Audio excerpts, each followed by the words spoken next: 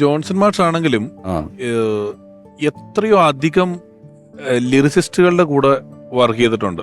എനിക്ക് തോന്നുന്നു മേലെ പറമ്പിലാൻ വീട് എന്ന് പറയുന്ന ചിത്രത്തില് കണ്ണദാസൻ എന്ന് പറയുന്ന തമിഴിലെ വലിയ എഴുത്തുകാരനാണ്. ആ ഒരു പാട്ടിന്റെ ഇടയിൽ ഒരു 4-5 വരികളെ ഉള്ളെങ്കിലും അത് എഴുതിയിട്ടുള്ളത് അവിടെയും പറക്കിയിട്ടുണ്ട്. നമ്മള് വരികളെ കുറിച്ചും വരികളുടെ പാട്ടിലെ പ്രസക്തിയെ കുറിച്ചും എഴുത്തിനെ കുറിച്ചും ഒക്കെ പറഞ്ഞ സ്ഥിതിക്ക് ഒരു ലിറിസിസ്റ്റ് നമ്മളോടൊപ്പം ഇപ്പം ഓർമ്മ പങ്കുവെക്കുന്നതിന് വേണ്ടി എത്തുകയാണ്. നിരവധി ഗാനങ്ങളിലൂടെ നമുക്ക് വളരെ പരിചിതനായ എഴുത്തുകാരൻ, ജോൺസൺ മാഷ ജീവിതത്തിലും പ്രത്യേക പങ്കുവഹിച്ചിട്ടുള്ള ഒരാൾ. സ്നേഹപൂർവ്വം സ്വാഗതം ചെയ്യുന്നു പ്രിയപ്പെട്ട RK ദാമോദരൻ മാസ്റ്റർ.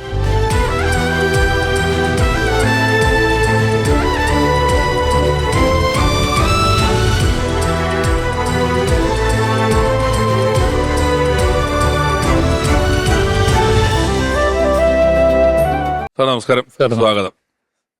സത്യനന്ദിക്കാട് സാറുമായിട്ട് ഇങ്ങനെ പാട്ടുകളെയും വരികളെയും കുറിച്ച് കൃത്യം പറഞ്ഞ് അവിടെ എത്തി, വരികളെ കുറിച്ച് പറഞ്ഞെത്തി.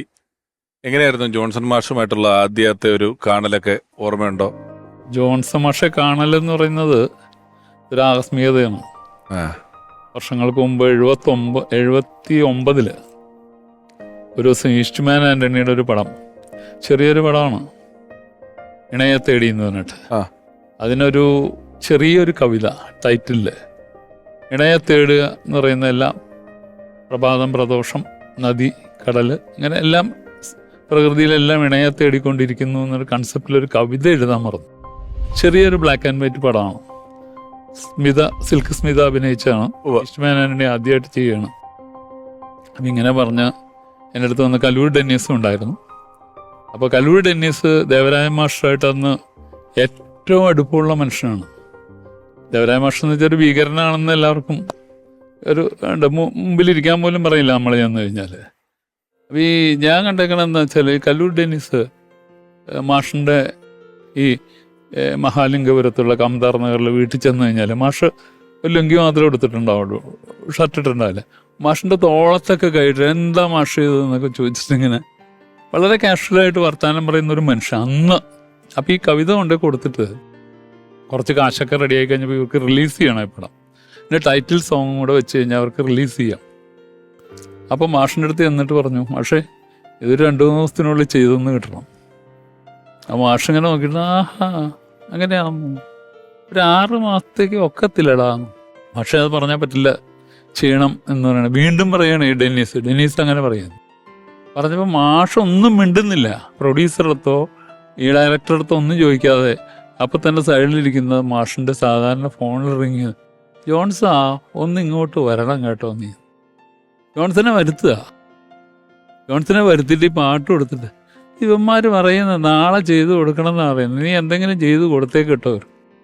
അപ്പോൾ ദേവരാജൻ മാസ്റ്റർ എന്ന് പറയുന്ന ഇന്ത്യയിൽ തന്നെ ഞാൻ കണ്ടേക്കണതിൽ ഏറ്റവും നല്ല മ്യൂസിക് ഡയറക്ടർ ഞാൻ കണ്ടിരിക്കുന്നതിൽ, എൻ്റെ അനുഭവത്തിൽ വേറെ വ്യത്യസ്ത അഭിപ്രായമൊക്കെ ഉണ്ടാവും. ആ മാഷ് ഈ കവിത ഏൽപ്പിക്കുന്നതിലൂടെ ഈ ജോൺസനെ അവതരിപ്പിക്കുകയാണ്. അത് അദ്ദേഹം പാലിച്ചു. ജോൺസന്റെ ഈ കഴിവിലൂടെ, പാട്ടിലൂടെ, പിന്നീടുള്ള എല്ലാ ചെയ്തികളിലൂടെ എന്നാണ് പറയാനുള്ളത്. അത് ദേവരാജ മാഷ് അത്രയും ബുദ്ധികൾ കണ്ടിട്ടുണ്ട്. അന്ന് വരെ മാഷ് വയലിൻ വായിക്കുന്ന ഒരു മനുഷ്യൻ, മാഷിൻ്റെ ഓർക്കസ്ട്രേഷനിലുള്ള ഒരാൾ, അത്രേ ഉള്ളൂ. അങ്ങനെയാണ് ഞാൻ ഈ ഇദ്ദേഹത്തെ പരിചയപ്പെടുന്നത്. എനിക്കറിയില്ലേ ജോൺസനെ ഔസേപ്പച്ചനും എന്ന എണാളെ പോലെ വയലിൻ വായിച്ചു. ഞാനന്ന് ഹനീഫയുടെ കൂടെ ഉമ്മാലോഡ്ജിലാണ്.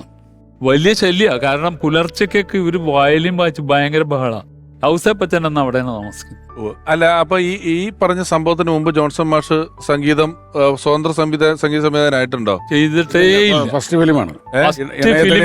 ഫസ്റ്റ് ഫിലിം മാത്രമല്ല, ഒരു സോങ് ചെയ്യുന്നത് അതാണ്. അതിന്റെ വരികളാണ് അതാണ് വിപിന വാടിക കുയിലു തേടി, വിപഞ്ചിയോ മണി വിരലു തേടി, പുരുഷ കാമന ഇന്നും സ്ത്രീയിൽ, ഇവിടെ ജനിമൃതി പൂക്കും വഴിയിൽ, ഇണയെ തേടി. ഒരു കൺസെപ്റ്റിൽ ഇണയെ തേടുന്ന എല്ലാത്തിനെ കുറിച്ചുമാണ് വരുന്നത്.